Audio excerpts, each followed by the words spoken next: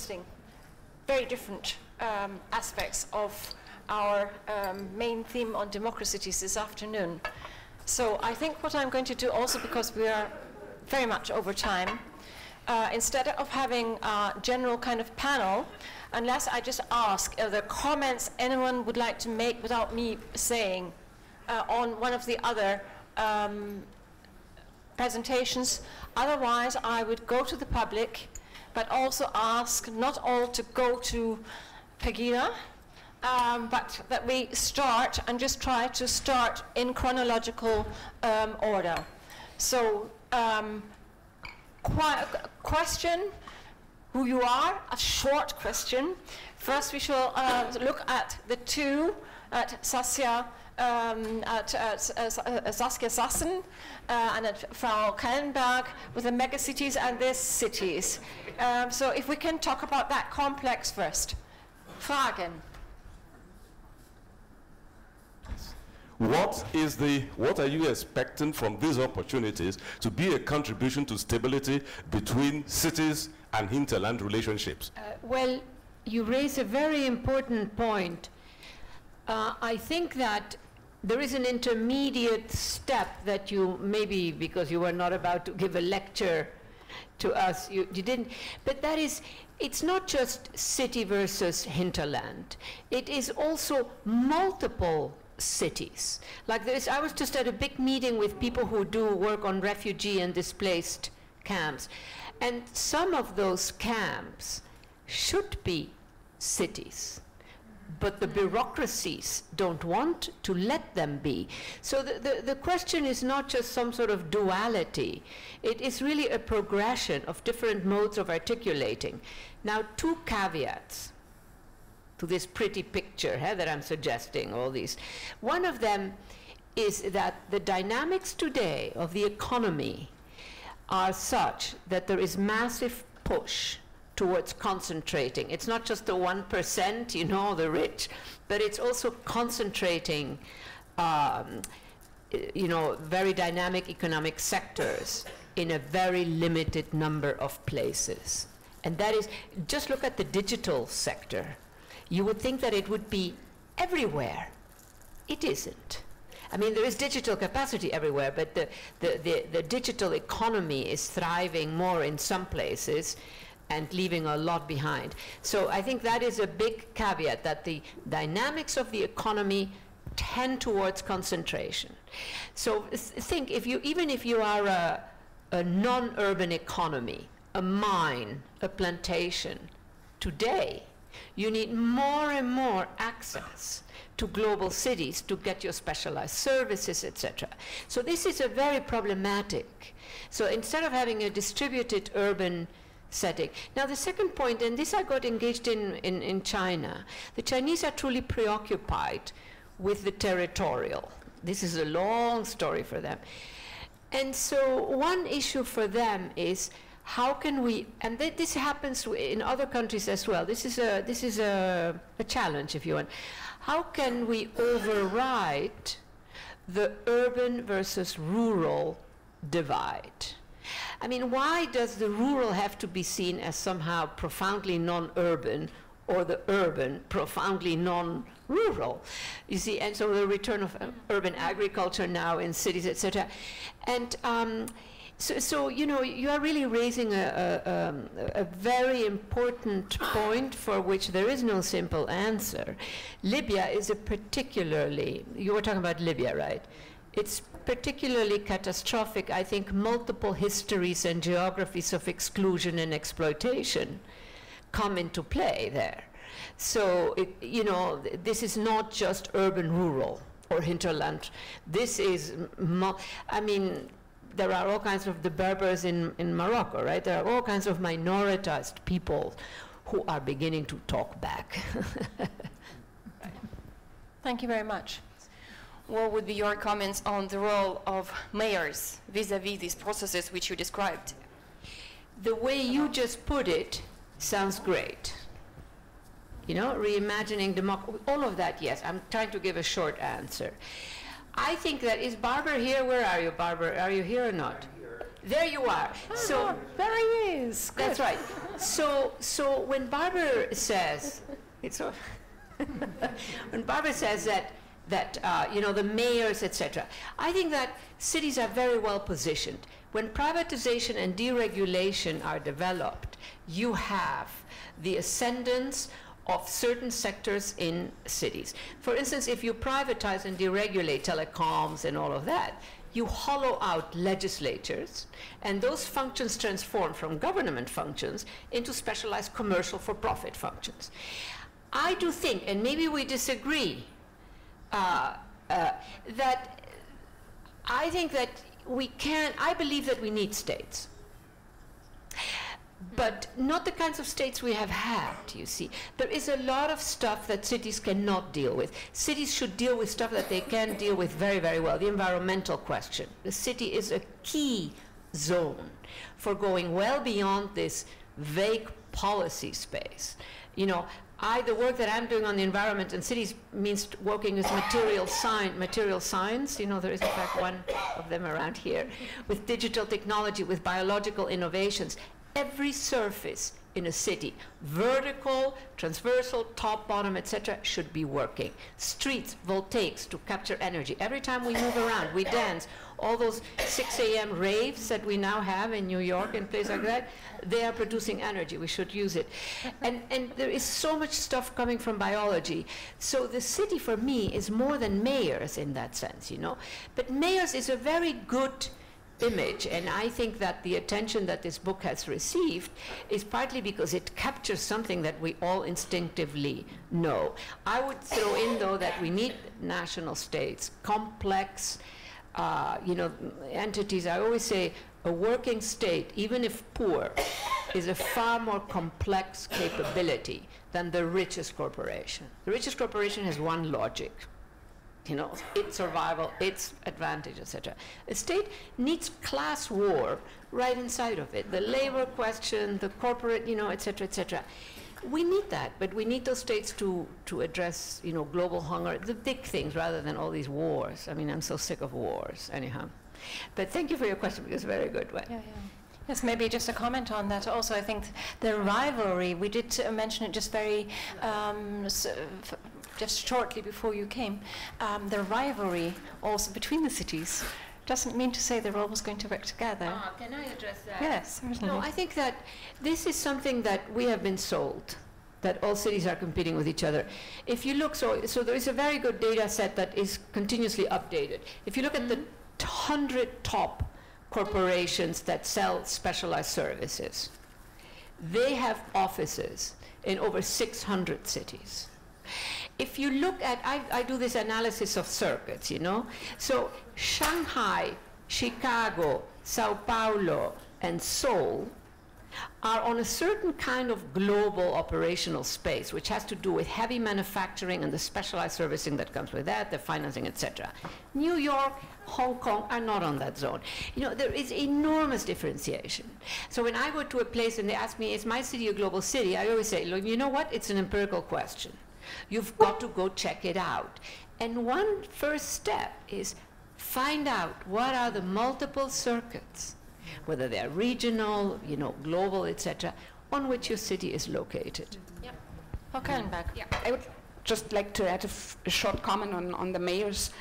I think the example of Istanbul is very interesting when you ask the question about do you need mayors or not. I mean, in Turkey you have the case that you have the president, you have a ruling party, and the mayor of Istanbul is of the same ruling party like the president. And here you really have the problem that it's difficult to act for all the other district mayors. So I think you really have to make a difference between different cities. And I mean, you have many cities all over the world that don't have just one single mayor, but they have a regional government for a whole metropolitan area. And then you have about, I don't know, 55 or 52, for example, mayors in the case of Santiago de Chile. So it's difficult to really say if you need mayors if those people are the ones who can really change the thing or not. Okay. Can I respond to this point? Sure, of course. Of course. Just three quick things. One, as Saskia knows, I'm not calling for the demise and disappearance of nation states. They're not going anywhere.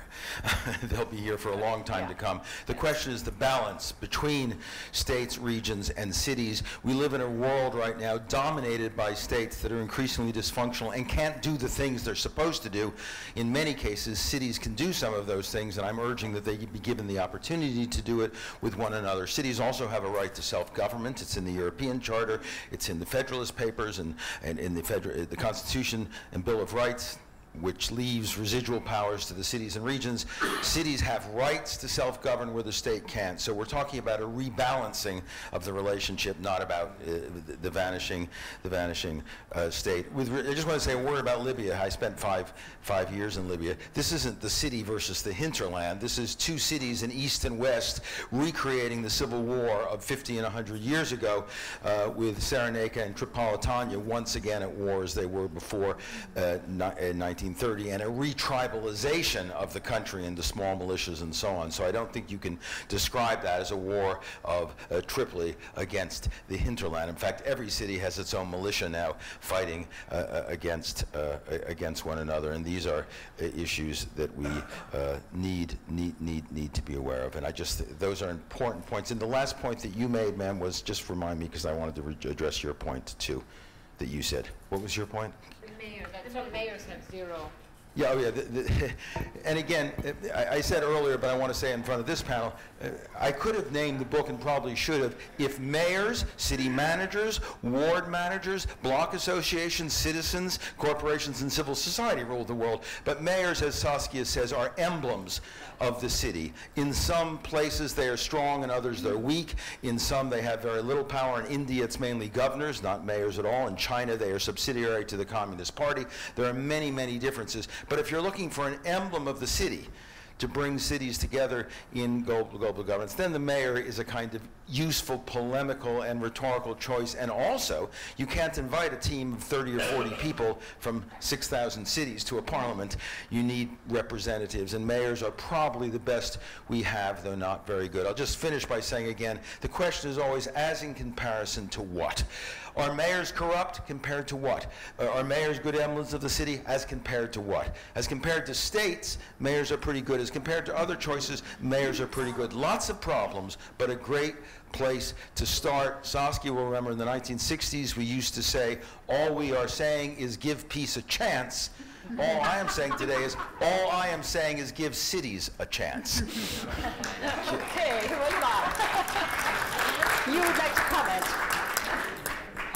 Oh, so many things were said, but just picking up on the last one, you know, in the United States is a lot of stuff that is available as facts that is simply incorrect. Huh?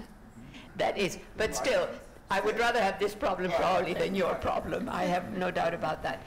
But I wanted to come back to this notion of public space that you say, no, or a formalized space for, because I find that in the West, we have those spaces, but they are really shaped by embedded codes, what you can do, what you cannot do, etc. And so I find that indeterminate spaces become very important in the West. Now that is different, you know, from Libya, etc. I'm thinking about the West now, because I know people like immigrants in various countries who feel that they are not welcome in the nice piazza. You know, they could. So that, and I'm really interested in what are the others, and that is why I'm so upset about all this corporate buying up of land. And so I think that the street as an image, you know, an indeterminate space, if you want. But it doesn't have to be a street, properly speaking. Now, in Mumbai, of course, the street, there are streets in Mumbai, no car can control those streets, no matter how powerful the car, you know. I am really impressed at that. I don't want to forget those items because they tell us something. I can imagine some cities, not just Mumbai is very impressive on that, on that vector, where the street actually is not the domain of the car or whatever, you know, that it is the domain of people. But then any sort of square, etc. There was, oh God, I have so many points on what you were saying because I love what you were saying. But anyhow, I've spoken enough. Okay, before I go back to the public, I must just comment on the corporate buying of land. Yeah. Just a little anecdote, which just came to my mind. In Scotland, in, I think it was the 80s, people from Holland bought a huge amount of buildings and whatever. And they called it land. We need land. Yes, yes. And so the Highlands then became the Nether Highlands. And people who were against migrants, they were against the Nether Highlanders. They were not against the Pakistanis. What year is that? What year is that? I think that must have been about the 80s. Because this nice Swedish company, you know, who does organic, or not, I don't know if it's organic, but bio, everything correct. HM and HNM, whatever it is, something like that. They have just bought a huge patch of land in the north of England, and the Mormons of Utah have also bought a vast amount of land. Maybe, I mean, Utah is very dry. I always think maybe they are after humid land, you know, which you get in England. Right, okay. Back to the public. Bitte. Wie können wir lernen, so zu denken und so zu argumentieren, wie Sie uns das vorgemacht haben? Gibt es schon sowas wie Workshops für Kommunen oder für andere politische Einheiten, in denen man lernen und trainieren kann, wie diese Auseinandersetzung in einem selbst und miteinander entstehen kann? Im Grunde muss da nicht viel gelernt werden, weil sich das meiste aus dem gesunden Menschenverstand ergibt. Erstens, es ist falsch, immer schon zu wissen, was etwas ist. Man muss erst genau hinsehen, um sich ein Urteil zu bilden. Das ist bei Pegida völlig schief gelaufen. Zweitens, bloß weil einem bestimmte Sichtweisen, Positionen, Thematisierungen nicht gefallen, folgt daraus nicht, dass in einem pluralistischen Diskurs keinen Platz hätten. Das ist das Zweite, was bei Pegida grundsätzlich schiefgelaufen ist.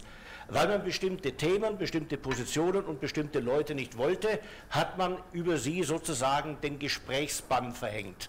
Es kommt gar nicht in Frage, darüber mit denen zu reden. Das widerspricht den grundlegenden Prinzipien unseres Landes. Wir reden offen über alles. Und dann kann man immer noch sagen, das, was du behauptest, ist purer Unsinn. Aber erst muss man sich's anhören und sich damit auseinandersetzen. Also wir müssen lediglich zu unseren Prinzipien stehen. Und drittens, in diesem Lande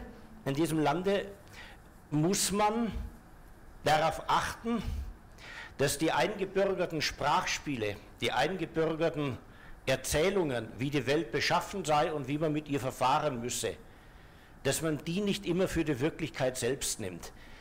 Wir haben in Deutschland ein großes Geschick darin entwickelt, die Welt so zu sehen, wie wir sie gerne sehen wollen, die Welt so zu beschreiben, wie es gut klingt und menschenfreundlich klingt. Und wir beharren auf solchen Erzählungen und Beschreibungen, selbst dann, wenn die Wirklichkeit mit ihnen nur noch schwer in Übereinstimmung zu bringen ist. Das heißt, wir sollten unsere geistigen Landkarten, auch unsere Gebote und Verbote politisch korrekten Denkens und Sprechens überprüfen und im Zweifelsfall lieber von der Wirklichkeit lernen, als zu sagen, wenn die Wirklichkeit nicht so ist wie unsere Vorstellungen von ihr, umso schlimmer für die Wirklichkeit. Im Grunde muss man also nichts Neues lehren, sondern lediglich das, was zu den Prinzipien einer pluralistischen Demokratie gehört, das, was zu einer bürgerlichen Neugier auf die Welt da draußen gehört, dass man das einfach praktiziert. Und hier kann Pegida dann vielleicht noch eines Tages als ein gutes Beispiel dafür dienen, was nicht passieren soll, wenn man in vernünftiger Weise mit politischen Problemen umgehen will. Wunderbar. Saskia? I want to say that I very much appreciated your analysis. And hi there, you know, whoever is surveying. You're right.